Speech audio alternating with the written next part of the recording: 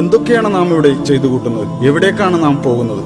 ഉറക്കത്തിൽ നിന്ന് എഴുന്നേറ്റാൽ ഓരോരോ ലക്ഷ്യങ്ങളിലേക്ക് നാം പോകുന്നു. എന്തിനു വേണ്ടി എന്നൊന്നും ഒരിക്കൽ പോലും നമ്മുടെ മനസ്സിൽ ചോദ്യങ്ങൾ ഉയരുന്നില്ല. ചണ്ടിയെ പോലെ ഒഴുക്കിനൊത്ത് പോയിക്കൊണ്ടിരിക്കുകയാണ്. പണം പണം അതിനു വേണ്ടിയാണ് നമ്മുടെ ഈ നെട്ടോട്ടം. കിട്ടിയ പൈസയിൽ നിന്ന് അല്പം പോലും നഷ്ടപ്പെടാതിരിക്കാൻ എന്തുമാത്രം ജാഗ്രതയാണ് നമുക്ക്. ചാനലുകളിലും മറ്റും കാണുന്ന പാട്ടും ഫാഷനും ഒക്കെയാണ് നമ്മുടെ ഇഷ്ടങ്ങൾ. ഇതാണോ ഈ ലോകത്ത് നമുക്ക് ചെയ്യാനുള്ളത്? ഇങ്ങനെയാണോ ജീവിതം മുന്നോട്ട് പോകേണ്ടത്? ടെൻഷനും സമ്മർദ്ദവും കൂടുന്നത് മദ്യം കുടിച്ചാൽ ഇല്ലാതാകുമെന്നാണ് ആളുകളുടെ ധാരണ. ചിലരാകട്ടെ എപ്പോഴും പാട്ട് കേട്ട് ആസ്വദിച്ചുകൊണ്ടിരിക്കുന്നു. മദ്യവും മയക്കുമരുന്നും സെക്സും റോക്കും ജീവിതത്തിന് ആനന്ദലഹരി നൽകുമെന്നാണ് പലരും വിചാരിക്കുന്നത്. ഇതാണോ ജീവിതം? ചില കാര്യങ്ങൾ നാം അറിയേണ്ടതുണ്ട്. അല്ല, നമ്മുടെ ആയുസ് അനന്തമായി നീട്ടിക്കിട്ടാൻ എന്തെങ്കിലും വഴി കണ്ടെത്തിയിട്ടുണ്ടോ? അറിയാമോ, നാം മരിക്കുമ്പോൾ പാടുപെട്ട് സമ്പാദിച്ചുണ്ടാക്കിയ വീടും സ്വത്തും മറ്റുള്ളവരല്ലേ സ്വന്തമാക്കി ആസ്വദിക്കുന്നത്?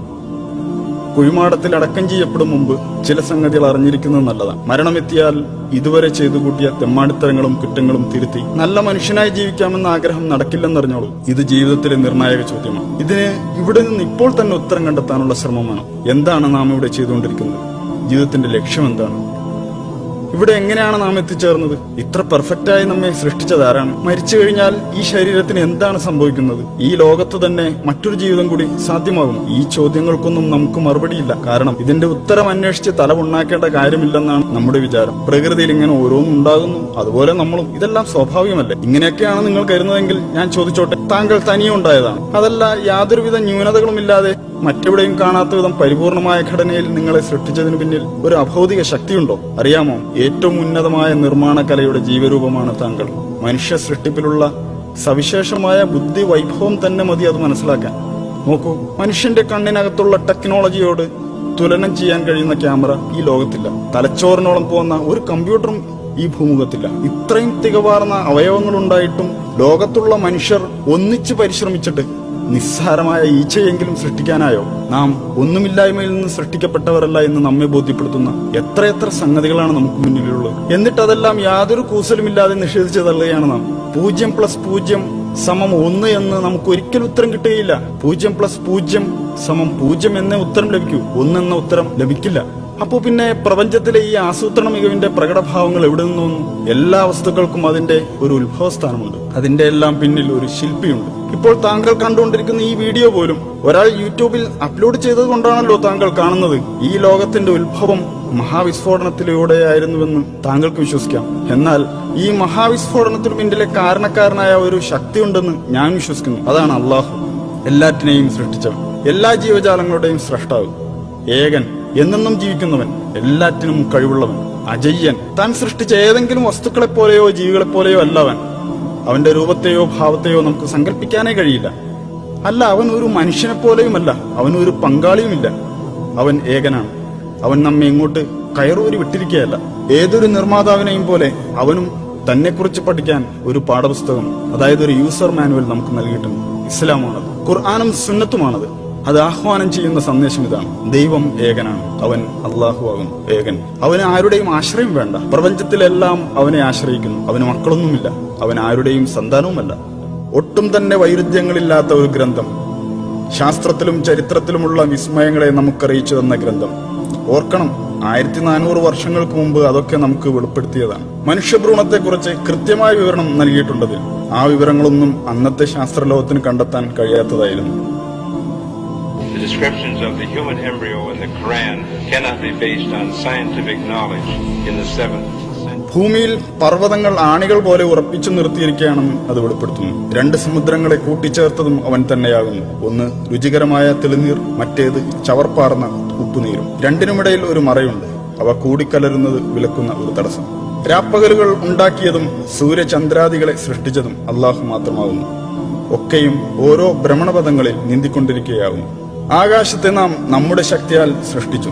നാം അതിനെ വികസിപ്പിച്ചുകൊണ്ടിരിക്കുകയാണ്. പ്രപഞ്ചം അതിദ്രുതം വികസിച്ചുകൊണ്ടിരിക്കുകയാണെന്ന് ഇപ്പോഴിതാ ശാസ്ത്രജ്ഞർ കണ്ടെത്തി കഴിഞ്ഞിരിക്കുന്നു. അള്ളാഹു എല്ലാ ജീവജാലങ്ങളെയും വെള്ളത്തിൽ നിന്ന് സൃഷ്ടിച്ചു. അവയിൽ ഉദരത്തിന്മേൽ ഇഴയുന്നവയുണ്ട്, ഇരുകാലിൽ നടക്കുന്നവയുണ്ട്, 4 കാലിൽ ചരിക്കുന്നവയുമുണ്ട്. അള്ളാഹു അവൻ ഇച്ഛിക്കുന്നത് സൃഷ്ടിക്കുന്നു. അവൻ എല്ലാ കാര്യത്തിനും കഴിവുറ്റവനാണ്. ഫറോവയുടെ ജഡം എല്ലാ കാലത്തേക്കുമുള്ളവർക്ക് ദൃഷ്ടാന്തമായി ഇന്നും നമ്മുടെ മുന്നിലുണ്ട്. ഇന്ന് നിന്റെ ജഡം മാത്രം നാം രക്ഷപ്പെടുത്തും, പിൻതലമുറകൾക്ക് ഒരു ദൃഷ്ടാന്തമാകേണ്ടതിന്. റോമക്കാർ അടുത്ത ഭൂപ്രദേശത്ത് പരാജിതരായിരിക്കുന്നു. റോമക്കാർ പരാജിതരായ സ്ഥലം കണ്ടുപിടിക്കപ്പെട്ടിരിക്കുന്നു. റോമയേക്കാൾ താഴ്ന്ന പ്രദേശമായ ചാവുകടലിന്റെ ഭാഗത്തായിരുന്നു അവർ പരാജയപ്പെട്ട യുദ്ധം നടന്നത്. തെറിക്കുന്ന ഒരു ദ്രാവകത്തിൽ നിന്നാണ് മനുഷ്യൻ സൃഷ്ടിക്കപ്പെട്ടിട്ടുള്ളത്. അത് അവന്റെ നട്ടെല്ലിനും വാരിയെല്ലുകൾക്കും ഇടയിൽ നിന്ന് ഉത്ഭവിക്കുന്നു. 1400 വർഷങ്ങൾക്ക് മുമ്പ് ഇറക്കപ്പെട്ടതുപോലെ തന്നെയാണ് ഈ വാക്കുകൾ ഇപ്പോഴും. ഒരു മാറ്റവും വന്നിട്ടില്ല.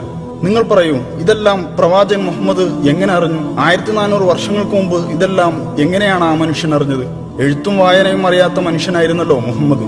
എന്നാൽ അദ്ദേഹത്തിന്റെ അടുക്കൽ ദൈവത്തിങ്കിൽ നിന്നുള്ള മാലാഖ സത്യസന്ദേശവും കൊണ്ട് ചെന്നിരുന്നു. ഇതൊക്കെ പക്ഷേ അധികം ആളുകളും തള്ളിക്കളയുകയാണ്. ഞാനൊന്ന് ചോദിക്കട്ടെ, എങ്കിൽ അതിനേക്കാൾ നല്ലൊരു വെളിപാട് പകരം കൊണ്ടുവരാമോ? പക്ഷെ അത് താങ്കൾക്കൊരിക്കലും കഴിയില്ല.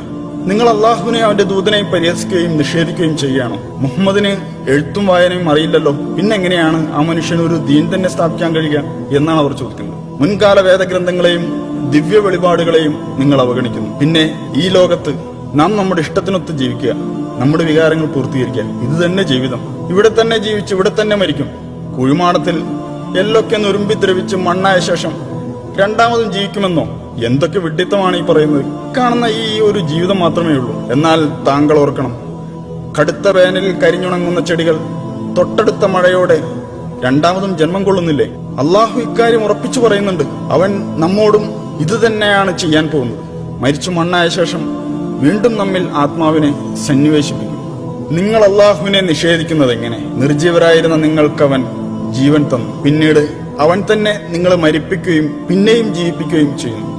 അനന്തരം അവങ്കലേക്കു തന്നെ നിങ്ങൾ തിരിച്ചയക്കപ്പെടുന്നതുമാവുന്നു. നാം ആകട്ടെ അവന്റെ വിരൽക്കൊടികൾ വരെ കൃത്യമായി നിർമ്മിക്കാൻ കഴിവുള്ളവനല്ലോ. നമ്മെ തൊട്ടടുത്തിരുന്ന് നിരീക്ഷിച്ചുകൊണ്ടിരിക്കുന്നവനാണ് അള്ളാഹു.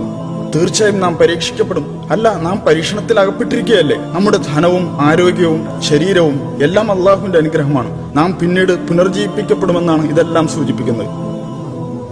നാം ഈ ലോകത്ത് ചെയ്തു കൂട്ടിയ എല്ലാ പ്രവൃത്തികളും ഒന്നൊന്നായി അള്ളാഹുവിന്റെ മുമ്പിൽ വിചാരണയ്ക്ക് വിധേയമാകും. നാളെ അള്ളാഹുവിന്റെ കോടതിയിൽ നമ്മുടെ കർമ്മപുസ്തകങ്ങൾ വായിക്കാൻ നമ്മോട് പറയും.